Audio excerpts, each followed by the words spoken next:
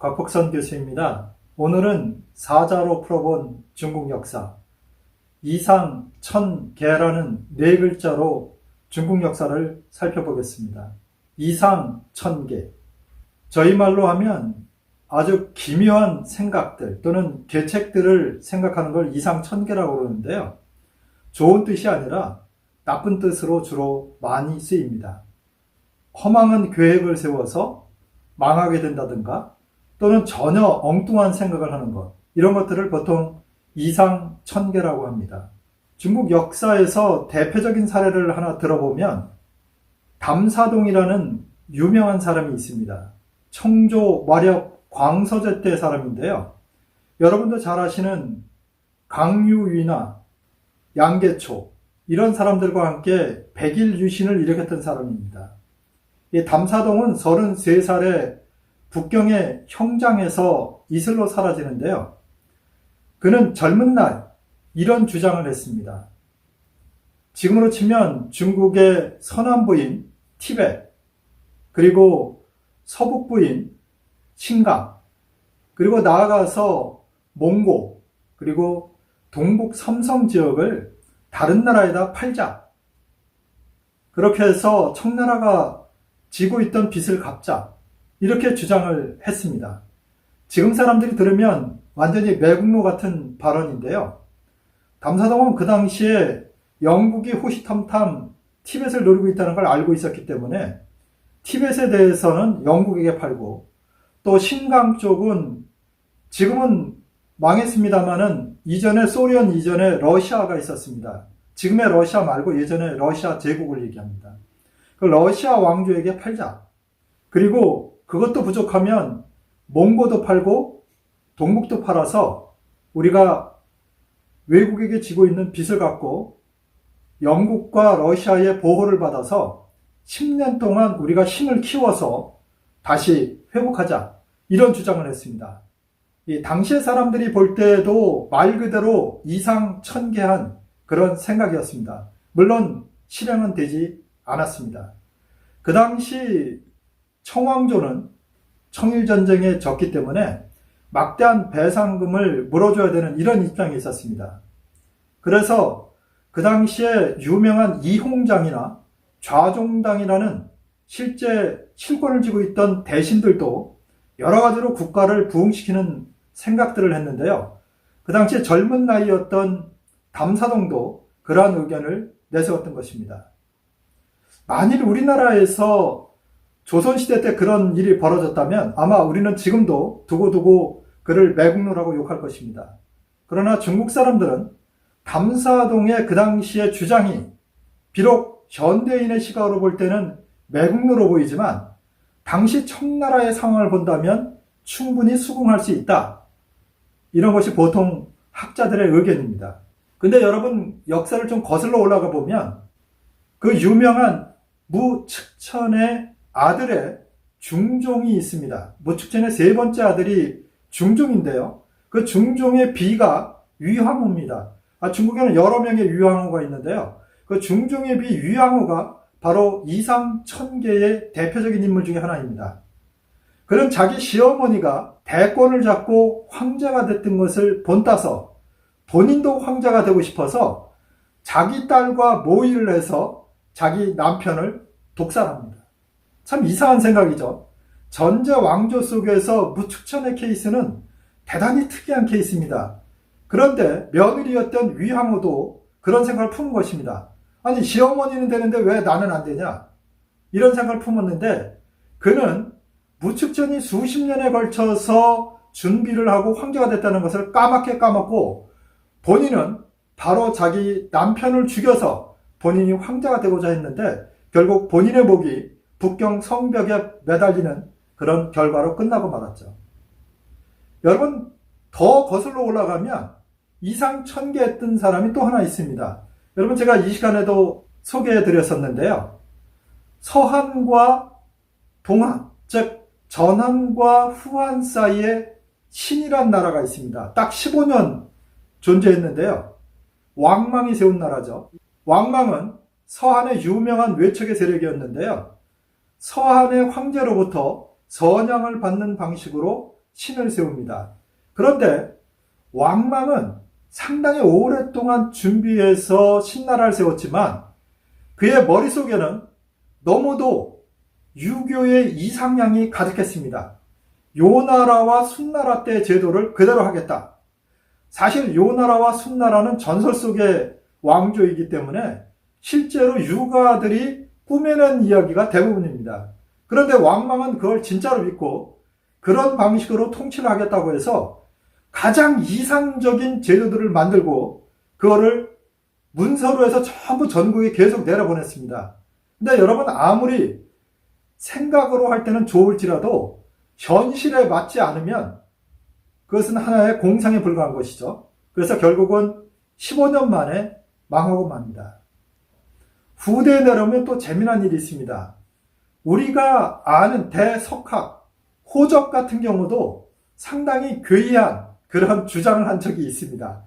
본인의 인생에 있어서 하나의 오점이라고 할 수도 있을 텐데요. 다른 게 아니라 중국이 일본에 의해서 만주를 점령당했습니다. 그래서 만주에 여러분이 잘 아는 마지막 황제 부위를 앞세워서 만주국을 세우죠. 일본이요. 그런데 그 당시에 천진과 북평, 지금으로 치면 북경인데요. 그 북경을 일본이 계속 공략해 오니까 호적이 이런 이야기를 합니다. 차라리 우리가 동북 삼성을 공식적으로 일본한테 넘겨주자. 그 만주국을 인정해주고 넘겨주고 평화조약을 맺어서 더 이상 일본이 중국을 침략하지 않도록 하자. 이렇게 주장을 했던 것입니다. 여러분 어떻습니까? 흔히 저 같은 먹물들은 이 현실을 잘 모르기 때문에 현실에 맞는 이야기를 하지 않고 상당히 이상적인 이야기를 하게 됩니다. 일본한테 어차피 한족의 입장에서 보면 자기네 땅이라고 여겨지지 않는 동북 삼성을 주고 이쪽을 지키는 게 맞지 않느냐, 이게 이제 호적의 생각이었는데요. 장개석 총통이 그 이야기를 듣고 강력하게 저지했습니다. 당시 실권자가 장개석 총통인데요. 장 총통이 이런 이야기를 합니다. 일본은 첫째, 믿을 수가 없다. 그들이 믿을 수 있는 나라라면 우리가 충분히 평화조약을 맺어서 할 수 있겠지만 일본이 만주국을 세운 것만 봐도 그들은 약속을 지키지 않는 민족들이다. 그러니 우리가 어떻게 평화조약을 맺겠느냐? 우리 힘을 다해서 일본을 막는 수밖에 없다. 이렇게 이야기를 했습니다. 장개석 총통은 현실에 근거한 판단을 한 것이기 때문에 아주 정확한 판단을 내렸던 것이죠. 근데 여러분, 모택동 아시죠? 이 모택동이 가장 존경했던 문인, 심지어는 현대 성인이라고까지 일컬었던 사람이 바로 노신입니다. 여러분, 노신 그러면 중국을 좀 아시는 분들은 아큐정전이란 소설로 노신을 알고 있을 것입니다. 사실 노신이 주장했던 것 중에도 상당히 이상한 이야기들이 많습니다. 노신은 물론 마르크시즘에 빠진 사람이기 때문에 지금 우리 한국의 입장에서 보면 상당히 찬동하기 어려운 그런 주장들을 많이 했습니다. 그러나 모택동의 입장에서 보면 이 노신의 주장들이 하나하나 자기한테 맞는 주장이었죠. 근데 그 중에서 찬성하지 않았던 몇 가지 주장이 있는데요. 하나는 뭐냐면 노신이 죽으면서까지 이런 말을 했습니다. 한자 불멸, 중화 필망. 즉 한자가 없어지지 않으면 중국은 반드시 망한다. 이 한자를 없애자. 이런 주장을 했습니다. 여러분, 상당히 이상한 이야기처럼 들리시죠? 왜냐하면 그 당시에 문맹률이 워낙 높았고 이 한자 때문에 중국의 문화가 또 역사가 왜곡됐다고 봤던 게 노신이었기 때문에 한자를 없애자고 했습니다. 그럼 한자를 없애면 어떻게 할 거냐? 그는 여러 번 주장했고 문장으로도 썼는데요. 한자를 로마나이즈 하자, 즉 표문자로 만들자는 것입니다. 노신은 일본서 체류했던 경험이 있기 때문에 일본의 문자를 보면서 여러 가지 생각을 했던 것 같습니다. 중요한 단어만 한자로 남겨놓고 나머지는 전부 로마나이즈해서 일반 백성들이 읽기 쉽게 하자. 이 한자를 보통 방괴자라고 합니다. 즉 이렇게 네모 반듯한 글자라고 하는데요. 중국말로 제 입에 익숙한데요. 팡콰이츠 때문에 중국이 이 모양 이 꼴이 됐다. 그러니 한자를 없애자. 여러분 어떻습니까? 지금의 중국 사람들이 보면 아주 말도 안 되는 주장을 한 것입니다. 그런데 노씨는 한 걸음 더 나가서 이런 이야기를 했습니다. 우리나라에도 제 기억으로는 그런 책이 있었던 것 같은데요. 뭐 공자가 망해야 나라가 산다인가요? 뭐 저도 정확히 책 제목이 생각 안 납니다만은 노신이 막시즘에 빠져 있었기 때문에 그 역시 강력하게 공자와 맹자를 공격했습니다. 그가 했던 이야기 중에 기억에 남는 것 중에 하나는요. 인이 도덕은 바로 백성들을 죽이는 부드러운 칼이다. 그리고 공자와 맹자는 한 번도 백성들을 위해서 생각한 적이 없다.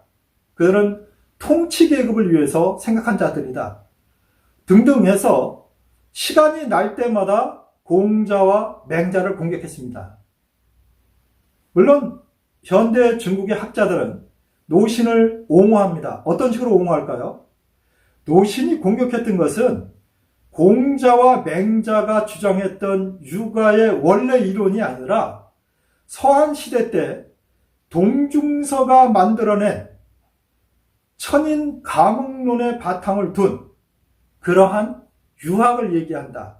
전제군주에게 복종을 강요했던 그런 유학을 얘기하는 것이지 공자와 맹자가 주장했던 인과 의가 바탕이 된 천인합일설에 근거한 그런 유학은 아니다라고 이야기는 하는데요. 실제 제가 노신이 주장했던 몇 편의 문장을 보았을 때는 이들 학자들의 이야기가 틀렸습니다. 지금의 민주주의 속에 사는 우리의 입장에서 보면 이상 천개한 생각을 많이 한 사람입니다. 또 한 사람을 들자면 중국 사람들이 가장 부끄럽게 여기는 사람이 있습니다. 바로 5대 십국에서 세 번째 왕조인 후진을 세웠던 석경당입니다. 석경당은 자기가 황제가 되기 위해서 지금으로 치면 북경 일대의 그 넓은 땅, 역사적으로는 연운 16주라고 그러는데요. 연운 16주를 거란에게 바치면서까지 황제가 됐습니다. 그리고 황제 위에 올라서 불과 5, 6년밖에 못하고 죽습니다. 자기의 욕심을 위해서 그 땅을 전부 다 바치겠다 이런 생각을 했으니 이거야말로 이상 천개겠죠.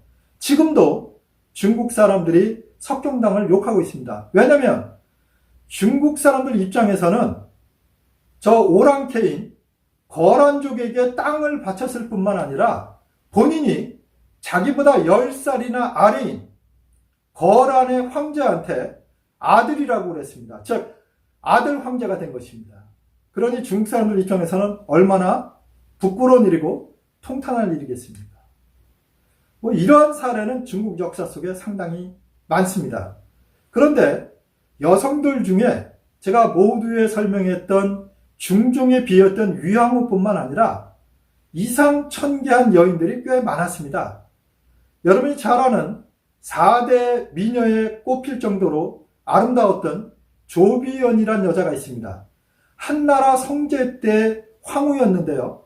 이 조비연은 역사 속에서 발이 너무 작아서 아주 우람한 장병들 손바닥 위에서 춤을 출 수 있었다 할 정도의 여자였는데요. 무지무지 춤을 잘 췄던 가기 출신의 여성입니다. 그런데 그 여자가 황후가 되고 나서 고민이 하나 있었는데요. 임신이 안 되는 것입니다.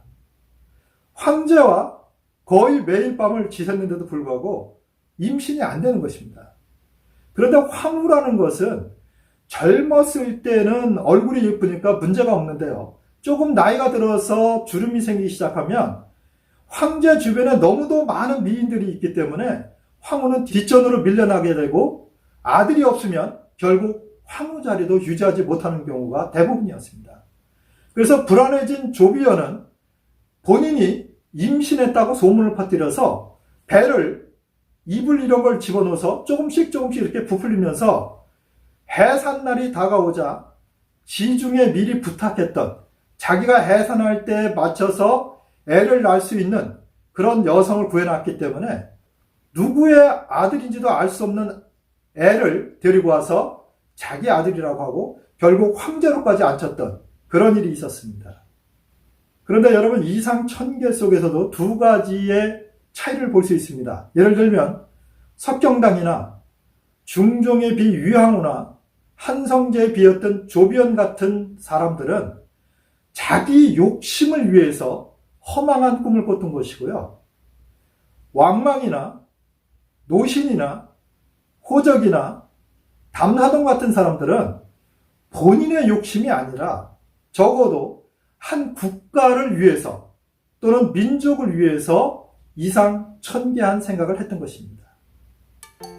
오늘은 중국 역사 속에서 참으로 기묘하지만 허망했던, 그리고 결과가 좋지 않았던, 또는 아예 결과가 없었던 이상 1000개라는 그 네 글자로 중국 역사를 살펴보았습니다.